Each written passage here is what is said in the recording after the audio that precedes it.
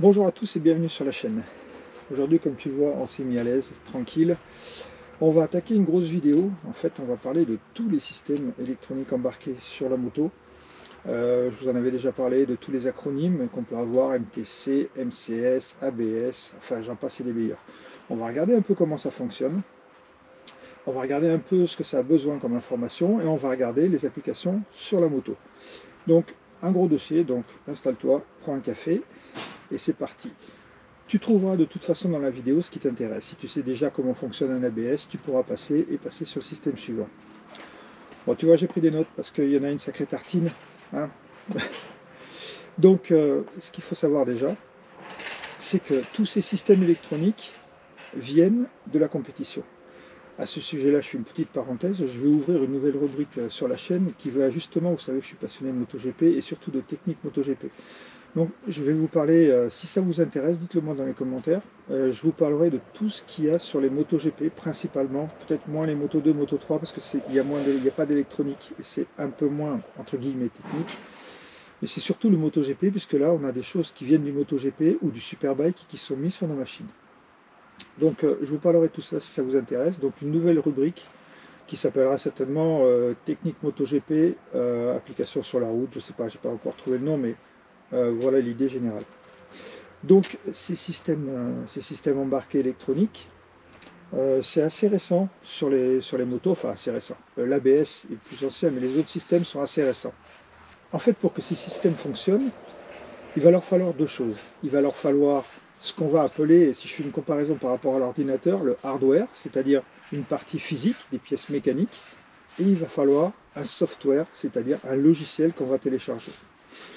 Depuis que ça a été mis en place, les constructeurs, c'est des petits malins, ils installent tout le hardware sur la moto, et par contre après, c'est à vous de payer le soft. Donc quand vous payez l'activation du shifter, par exemple sur celle-là, vous ne payez que le logiciel, qui vaut 300 et quelques euros, et pas la partie mécanique qui est déjà installée sur la moto. Bon là, c'est un peu limite comme pratique commerciale, mais bon. D'un autre côté, ça vous permet aussi d'avoir une moto pas chère, enfin moins chère à l'achat, et la possibilité par la suite d'activer tous ces logiciels en fait. Ça c'est l'avantage par contre. Donc si vous achetez une moto d'occasion où le shifter n'est pas activé, du coup c'est faisable.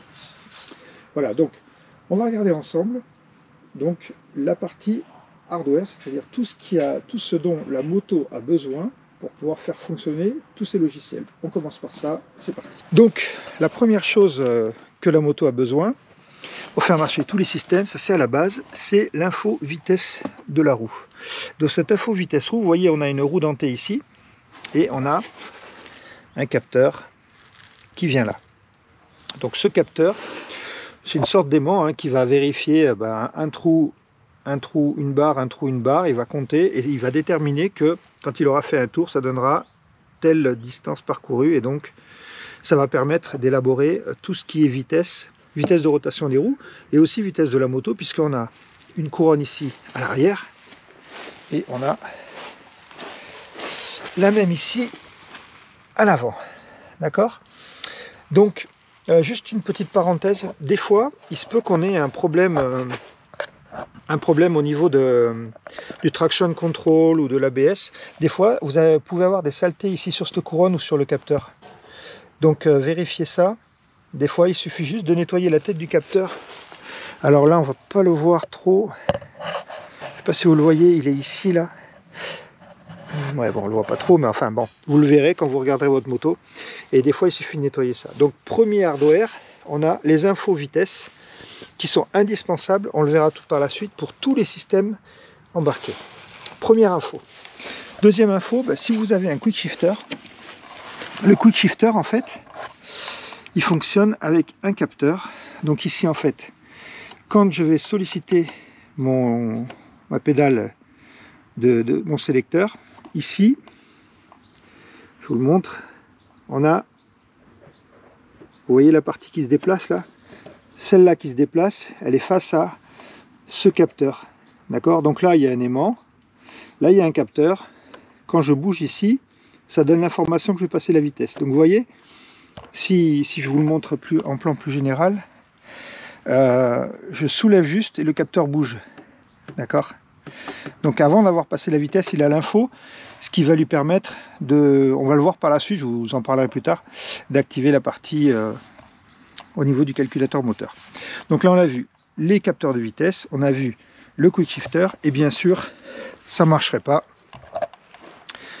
sans l'indication de la position de la manette des gaz.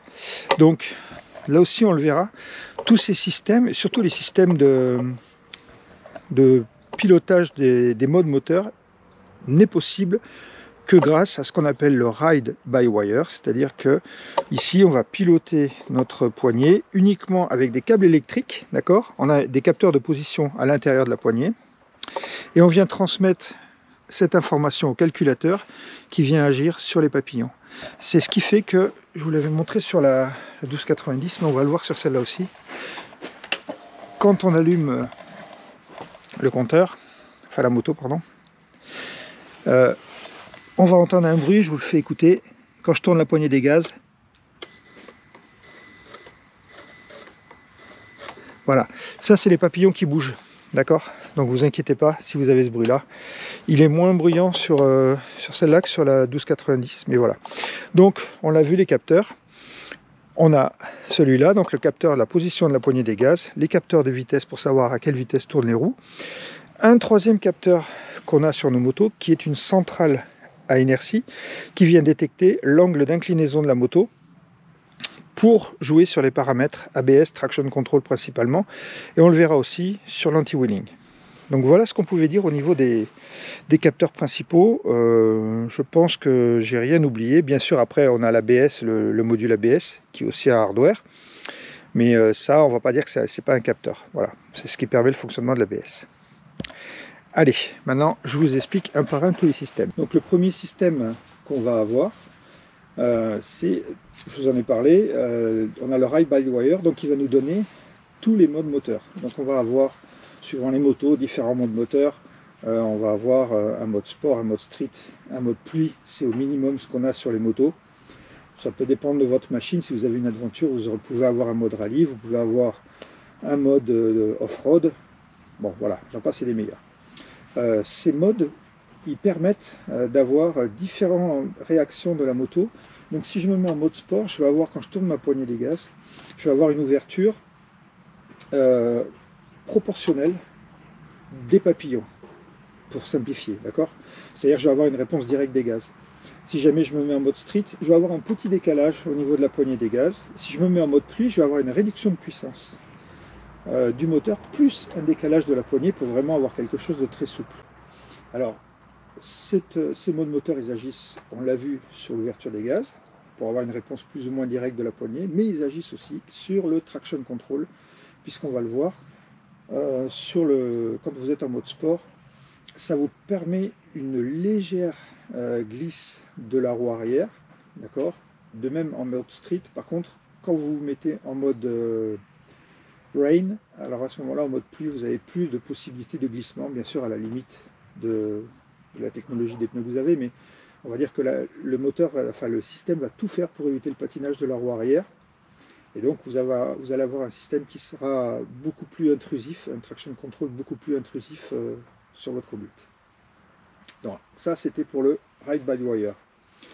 Tout ça bien sûr ça va dans un environnement qu'on appelle l'EMS, vous le verrez aussi, c'est l'Engine Monitoring System. C'est un peu ce qui va piloter tout ça, d'accord? La deuxième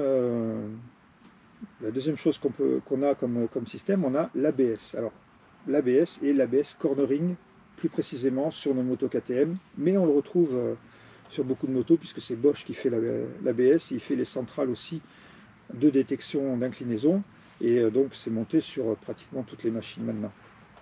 Donc cet ABS, pour Anti-Lock Braking System, il y a plusieurs définitions, ça c'est les définitions anglaises, en français on dira anti-blocage des freins. Donc lui, cet ABS, il va travailler, comme on l'a vu tout à l'heure, avec les capteurs de vitesse roue. Donc il va regarder en permanence la vitesse de rotation des roues, et dès qu'il va voir qu'il y a un décalage entre roue avant et roue arrière par exemple, ou avec par rapport au traction control tous les systèmes, il va venir s'il voit que la roue arrière ralentit, il va en déduire que la roue arrière va bloquer, et il va venir relâcher la pression que vous exercez dessus, donc il va relâcher le freinage de la roue, ce qui fait que ça peut vous donner des à-coups dans la poignée avant ou sur la pédale de frein arrière qui se déclenche plus facilement. Donc cet ABS, donc, son action, il n'agit pas en dessous d'une vitesse de 4 km/h, on n'a pas d'activation de l'ABS, ça peut dépendre des machines. Hein. Donc en dessous d'une certaine vitesse, vous le voyez de toute façon, puisque le voyant ABS il reste allumé à la mise en route, et quand vous commencez à rouler seulement, au bout d'un moment, il va s'éteindre. D'accord? Donc il ne s'active pas sur ces vitesses-là. Quand on lui ajoute la fonction cornering, à ce moment-là, lui, il va détecter que quand la moto s'incline, on est d'accord que la partie des pneus qui sont au sol est moins importante et le grip est moins important aussi. Donc si on applique la même force de freinage que quand on est moto droite, on risque de perdre l'adhérence. Donc ça, il l'a en compte. Et il va, en fonction de l'inclinaison de la moto, il va intervenir plus tôt dans le relâchement des freins s'il s'aperçoit que vous demandez trop de freinage avec une grosse inclinaison. Voilà, donc ça c'est la fonction cornering qui est liée donc à la centrale qu'il a, qui lui donne un peu son environnement et la position de la moto. Voilà pour l'ABS. Maintenant on va rentrer dans 3 systèmes qui sont pas complémentaires, mais qui interviennent un peu tous en même temps. Donc on a le MSC, le MTC et le MSR. Bon, on va y aller doucement. On va commencer par le MSC, qui est le Motorcycle Stabilization Control, excusez-moi. Donc là, lui, ben, en fait, c'est lui qui va gérer un peu cette centrale à inertie qu'on pourrait appeler, en fait, qui va déterminer la position de la moto dans l'espace, c'est-à-dire si elle est inclinée, si elle est levée, voilà. Et lui, il va transmettre cette information à tous les autres systèmes. Donc le premier système qui va être concerné par ça, c'est le MTC, qui est le Motorcycle Traction Control. Donc lui, comme son nom l'indique, il va s'occuper d'éviter que la roue arrière ne patine. D'accord? Donc le Traction Control, il va réduire la puissance moteur à partir du moment où il va sentir que la roue va commencer à patiner. D'accord? Donc pour éviter d'avoir une perte d'adhérence, dès qu'il voit que ça patine, il va réduire l'ouverture des gaz. Donc ça va agir au niveau des papillons. On va avoir une réduction de l'ouverture, puisque, comme je vous l'ai dit, ici, en fait, vous ne commandez pas directement le moteur. Hein. Vous donnez un ordre, et c'est le calculateur qui décide de ce qu'il fait. Ça, c'est très important aussi, quand même. Hein. Comparé aux motos où il y avait des câbles, où là, si moi j'ouvre, bah, lui, il fait ce que je lui demande sur les carburateurs. Donc le traction control, il va aussi intervenir avec l'inclinaison de la moto, et il va réguler aussi en fonction, pour éviter, donc toujours pareil, le blocage de la roue arrière. Il va intervenir aussi en fonction anti-wheeling, puisque c'est lui aussi, on va le voir avec le paramètre d'inclinaison de la moto, qui va venir, donc s'il voit qu'il a une différence au niveau de la roue avant, de la vitesse, à ce moment-là, il va venir réduire les gaz de façon à poser sa roue avant. Il va sentir que s'il a une diminution de la roue avant, c'est parce qu'on a certainement levé. Alors, il n'agit pas tout seul, hein, il agit sur le capteur d'inclinaison, il agit grâce au capteur d'inclinaison. Et sur une moto GP, en fait, il y a un capteur aussi sur la plongée de fourche. S'il voit que la fourche remonte trop, il en déduit qu'on est en wheeling, et là, il va venir intervenir sur le moteur pour redescendre. Alors, ce traction control, on peut le désactiver, d'accord? C'est une chose qu'on peut faire, mais en fait, on perd. C'est-à-dire que soit on a le traction control, soit on n'a rien. Si vous mettez le track pack, sur celle-là, mais c'est pareil sur toutes les autres motos, on a la possibilité de régler entre 1 et 9 l'activité du traction control, sachant que 9, on a l'activité maximum du traction control, et si on se met vers 1, on n'a plus de traction control. D'accord? C'est un peu ça l'idée.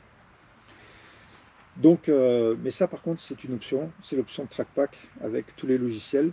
Je vous parlerai de toutes ces options. J'ai prévu de faire l'essai de la 1290, donc Adventure, et la 2021, donc on parlera un peu de toutes ces options. Donc là on a vu le Traction Control. On va avoir aussi le MSR. Donc le MSR, c'est le Motor Sleep Regulation. Donc là, lui, il va agir à l'inverse en fait du Traction Control. C'est-à-dire que s'il voit que, par exemple, si vous faites un gros rétrogradage, vous passez de la 4 à la 2, vous avez un risque de blocage des roues. Donc il y a deux choses qui vont vous protéger de ça. Il y a le système qu'on a au niveau de l'embrayage qui s'appelle PCAS sur certaines motos. En fait, c'est un système mécanique qui va faire que l'embrayage, quand il a un gros couple, il va se déconnecter pour libérer la transmission, pour éviter que la roue arrière ne bloque. Premier système purement mécanique. Deuxième système que vous allez trouver, c'est que le calculateur moteur va voir que la roue arrière, on applique un gros couple sur la roue arrière, qu'elle risque de se bloquer, et à ce moment-là, il va rajouter un filet de gaz. C'est imperceptible pour vous, mais en fait ça va faire que la roue arrière, le moteur va continuer à tracter la roue arrière, et donc ça évite le blocage. Donc vous avez fait un gros rétrogradage, lui il va vous protéger en évitant de bloquer la roue arrière, d'accord? Et ça, c'est le MSR qui le permet, donc qui permet justement d'éviter de bloquer la roue arrière. Donc là, on a vu les principaux systèmes, on va dire, de pilotage. Maintenant, on va voir deux systèmes qui peuvent être montés aussi sur vos motos. Alors là, on va parler principalement, je pense que c'est sur la 1290 Adventure, modèle 2021, on a ce qu'on appelle l'ATIR.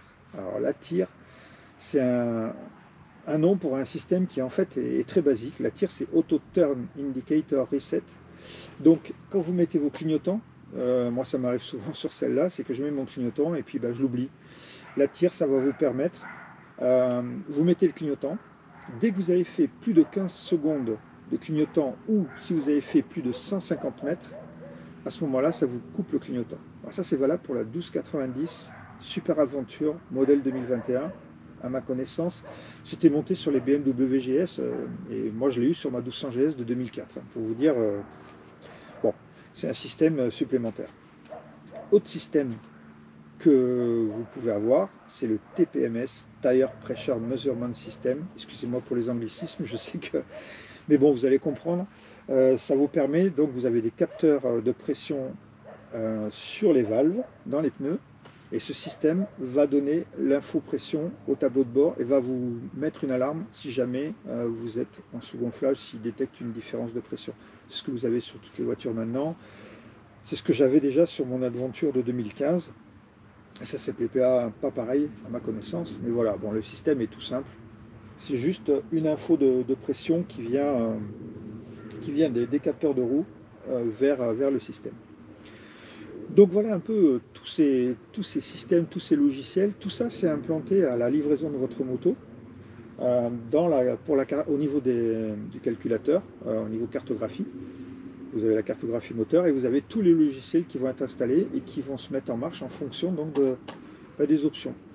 Alors bon, dans tous les systèmes, j'ai pas cité le régulateur de vitesse, qui maintenant est optionnel. Alors avant, c'était pas possible, maintenant c'est possible. Sur celle-là, il faut acheter la poignée avec le petit sélecteur et il faut télécharger aussi le logiciel qui permet d'avoir le régulateur de vitesse. Et bien sûr, il faut rajouter un petit billet ou deux petits billets pour avoir ça.